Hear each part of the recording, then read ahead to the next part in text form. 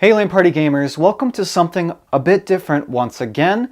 This is our smart home start, sort of a guide, but basically I've always wanted an assistant, a digital assistant that's been able to run the home. Ever since I was a kid, I thought being able to talk to your house like Star Trek or Iron Man and turn on the lights or, activate a fan, unlock the door for your friend while you're mid-game, that kind of stuff was always so cool. And now with Amazon and Alexa, with as many plugins as it has with all these different companies, we're able to do that fairly simply and get all of that done using one device. And we're going to show you exactly how we're doing it while we go through it. And if we have any trouble, well, we'll record that as well, so that if you're having any of the similar issues, we'll try to work with it here on film. So today, to walk you through what we've bought and to show you what we're trying to accomplish, we've got a few things. To start it all off, we didn't really know we needed this at first, but you have to have an Echo. And we thought that by buying an Amazon tablet, which actually has Alexa built in, you'd be able to do everything that the Echo or the Dot can do. But so we bought this first. This is an Amazon Fire 7-inch HD tablet with Android that actually has Alexa built in. So hands-free, you can still control everything that Alexa can do with this using the cloud. But that alone was not able to pair with these Wi-Fi enabled devices, even though you'd think that it could. So after talking to customer support, they suggested buying a Dot. We got a refurbished Dot, version 2, for I think it was $29. And this is actually helping us because now devices are pairing with the Alexa system as a whole. We're able to control things with our phone using Alexa, with our tablet using Alexa, and with our voice using the Dot. So that was the key. So we went ahead and got that, and it seems to be working, and here we are. So for the living room, we've got 4 colored bulbs that are going to go in the hanging fan. We've got in the hallways a couple of hallway light switches for both the stair light as well as the hallway upstairs. For the front door, we've got a August smart lock, Wi-Fi enabled smart lock. This will do, I believe, Wi-Fi and Bluetooth, but most importantly, we'll be able to unlock the door for people that are here early for LAN and we haven't quite gotten back from our food run, or if I need to let a staff member in because I forgot a piece of equipment and we're at an event and they need to get into the house to grab a switch or network cables or something like that. I don't have to ask somebody with a key to come over. I can just do it from afar, which is going to be, I'm sure, come in very handy because every once in a while, oh man, I needed to bring that video cable, or I needed to bring an extra computer or whatever. Well, just send a staff member here, unlock it from the go. We've got a Wi-Fi enabled thermostat, so we'll be able to better control our house temperature control. And we've got an occupancy sensor for the downstairs bathroom, because we oftentimes find that people leave the light on when they leave the downstairs bathroom. This will turn it off after a set number of minutes with nobody in there automatically for those people that do forget. And then, of course, we've got these plastic switch plate covers to cover everything nice and neat, as they're a different style, decor style, than our original light switches that we have in the house. So come with me as we attempt our electrical prowess in installing all this throughout the house and see how well it integrates with our new Echo Dot.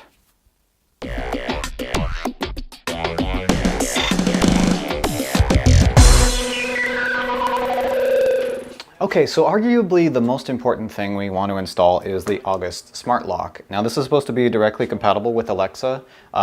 We'll see if it requires a hub or not. I hope not. So all we have to do is, if we go ahead and unbox this, slide off the front cover here. We get the August inside box, and in here we've got the actual lock itself, which directly replaces the inner section of this deadbolt. And then underneath the welcome guide, we've got the replacement inner workings of the deadbolt, as well as everything we need to install it pretty simply. I watched the instructions on their website, and they seemed pretty easy, so we're just going to give it a try and see if it doesn't work right out the gate.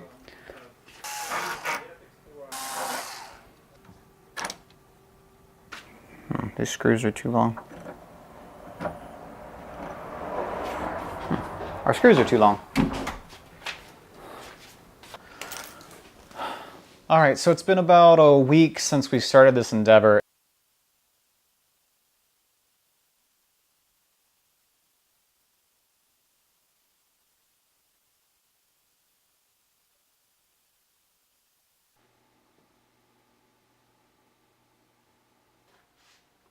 And a couple things happened while we were trying to install the Echo. One, we noticed that the style of deadbolt that we were using on the August smart lock wasn't on the compatibility for the lock itself. It didn't pass all the way through the door like our deadbolt had to have. So we needed something that would replace both sides of the door lock.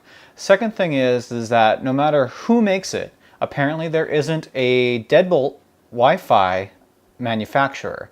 They always go through a hub before they hit our Echo and Amazon devices for security reasons, because they don't want your deadbolt on your door, on your front door, being on the same wavelength as all the Wi-Fi for both access reasons. If there's too much connectivity problems in the area or there's too much Wi-Fi, they want you to be able to get in and out of your house as quick as you can. And secondly, they don't want people who are sniffing for Wi-Fi signals to pick out the packets when you're unlocking your front door. You leave and then they get into your house.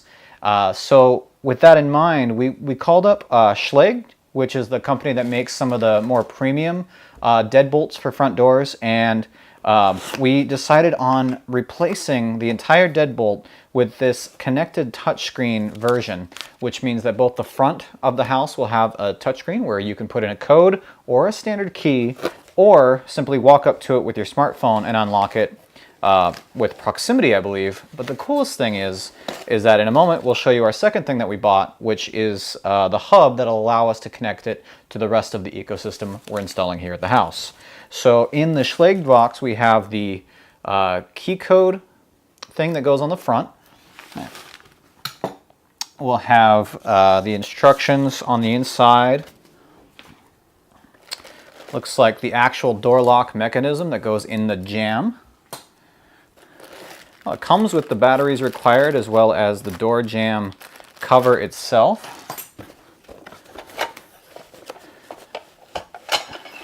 Some really strong, sturdy stuff too. It doesn't feel like you could be able to bust this pretty easy. This is the interior deadbolt style with all of the electronic hardware in that, so you can unlock it from the inside. As well as a this is the metal piece that goes up against the door. So you mount this to the door, and I believe you mount the big piece to this. And that pretty much is it. Fairly simple for this box here. Now this is the connected part for the Wi-Fi. So this transmits to this, which transmits to our Wi-Fi. So we can unlock it from the go. To let people in or out, or let ourselves in or out from our smartphone. So in this is the Wink hub. This was the cheapest way we could do this when I called and asked. So this comes with obviously some instructions on how to use it. Looks pretty simple, but it is a fairly large device, bigger than I thought it was going to be.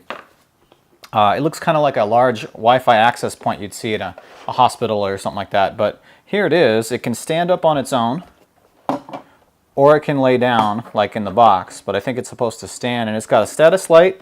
This looks like a giant button, but it's not. And it looks like that's pretty much it. It looks like it also works with all Z-Wave enabled devices. So this would be a way to connect Z-Wave devices to our ecosystem. So it just comes with that, the device itself, and a charging cable and instructions. There's really nothing else in the box here, so that's interesting. It looks very simple. And originally I just wanted to do a Wi-Fi enabled lock, like we were trying to do at the beginning of the video, because this seems just like an extra piece to me. But if it's supposed to be for our home security and to make sure that people aren't able to easily sniff out our lock system, then peace of mind, I guess, is worth what this hub costs. And maybe we'll be able to use it for other things that aren't directly compatible with our Echo device. So let's see how easy this thing is to install on our front door and get it connected with the Wink hub.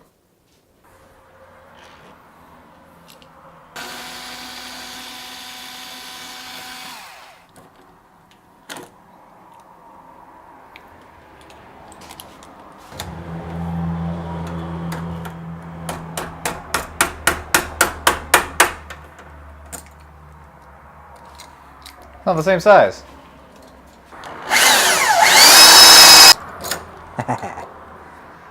Gotcha.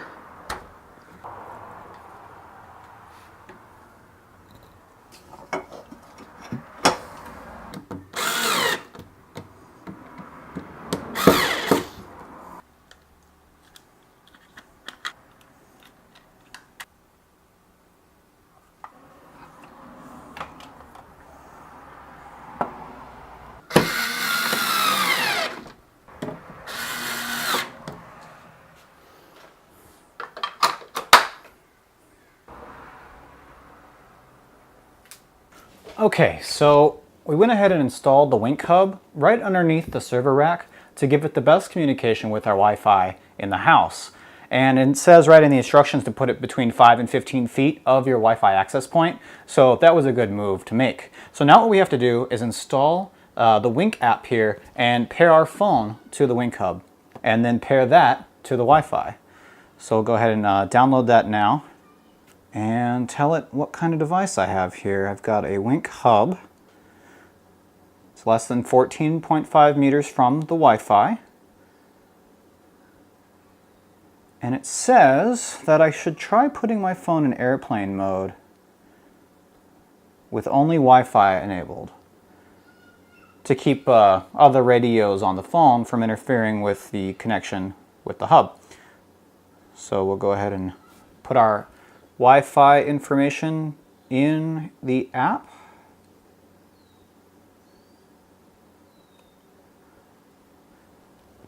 And it's trying to connect to the hub. Okay, so now with the front door connected to the Wink and the Wink hub connected to the Wi-Fi, we're able to finish up our build. So I'm standing here next to the Fire tablet here in the living room, which is acting as our connected device that we can control with our voice here in the main room. And then I've got the Echo Dot upstairs in my room so I can turn things on and off, unlock doors and stuff if I'm indisposed or otherwise unavailable upstairs, or if I'm lying in bed and don't feel like flipping off that light switch I accidentally left on before I went in. A couple things to note though, the location that I showed you installing the hub for Wink right next to our server rack was incorrect. We were unable to get it installed last night because of that. It's too close to the Wi-Fi and it's got improper shielding for being in that proximity. So they recommended I move it as far away from our server closet as we can. So what we did was we ended up putting it right on the other side of the wall from the actual door lock itself, giving it a really good connection to the door lock for one, and keeping its signal from being degraded by the Wi-Fi emitting from the server room and all the other EM in that room due to its low shielding. So let's give some of these smart home things a try with our voice commands on the Kindle Fire. So first off, to give us better lighting in this room, let's try it. Alexa, turn on the living room lights. Alexa, turn on the stairs light. Alexa, turn on the upstairs hallway light. And then of course, the most important thing is probably the door lock here. Right now it's unlocked, but if we wanted to lock it or unlock it with our voice, we can do that through her or with our phone. So let's give it a try. Alexa, lock the front door.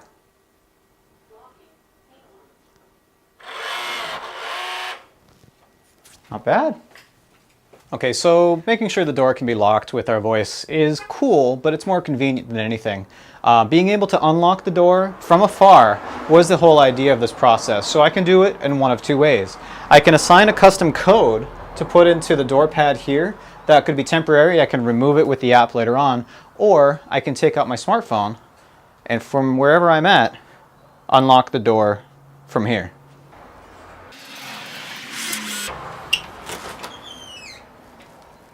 We're out here by the pool, and as we often do, Lanathons are full of pool time fun as we're tossing around volleyballs and things like that, taking a swim, cooling off from the heat of our Lanathon, and we forgot to put the music on outside. So let's test that out. We should be able to tell Alexa from here to play music out here on our Bluetooth enabled speaker. So let's give that a try. Play my rock station on Pandora on my Fire tablet. Getting your rock station from Pandora. Rock. Playing on Brian's Fire. I don't know if you can hear it, but there's loud and clear Incubus is playing right out of my outside speaker from my phone to the tablet inside. Okay, so thanks for watching my installation video for the things that we wanted to put in our home. And stay tuned for future upgrades of the house and things that we're doing here for the LAN. This was a pretty easy installation with all of the different things that Alexa can do. And I'm sorry if I made your home Alexa go off a million times as I said her name so much during this video. But really, how else are you going to talk about an Alexa video? So I appreciate you sticking around for that. So the good things about what we've done here are being able to automate things, being able to set notifications, and doing things when we're not home in order to allow staff members to be able to come and go if they need to get into the house, as well as be able to turn off the light if I'm stuck in bed and don't feel like getting out from under the covers and I forgot to turn off the hallway light, or turn off the light to the stairs, or just lay down on the couch and, oh, forgot to turn off the light in the living room. Bam. Just ask Alexa to do it for me. So that's great. The added benefit of being able to play music outdoors straight from the phone. I've been wanting to have something simple like that, but also can play music inside the house with the same device. So being able to do everything under one umbrella is really useful, and with the fewest amount of hubs possible. Make sure you stay tuned to this channel. Make sure you hit that subscribe button. Our next video is going to be upgrading and changing our test bench here. What we're going to be doing, because there haven't been very many video cards to review, so the test bench has really not been utilized for quite some time. We're going to rip out its motherboard, place it in a small form factor case so that we can use it for couch co-op games through the Steam Big Picture mode, as well as our emulation box. We're going to be running games like Smash Brothers and stuff, and we're even going to incorporate GameCube controller ports in the front of the case. So there will be some case modification required for that. So stay tuned for that. And if you're interested in anything else that we're doing as far as upgrades to the LAN, feel free to, again, subscribe to this channel and we'll put them up. We hope to see you guys come out and check out these in real life by visiting our website, SanDiegoLAN.net, and check out when we're having LAN parties here coming up in the future. Lately, we've been doing free LANs here at the house every 2 weeks, as well as our LAN-a-thons, which happen about 3 times a year. So we hope to see you out at one of those. Anyway, thanks for watching, and we hope to see you next time. Bye-bye.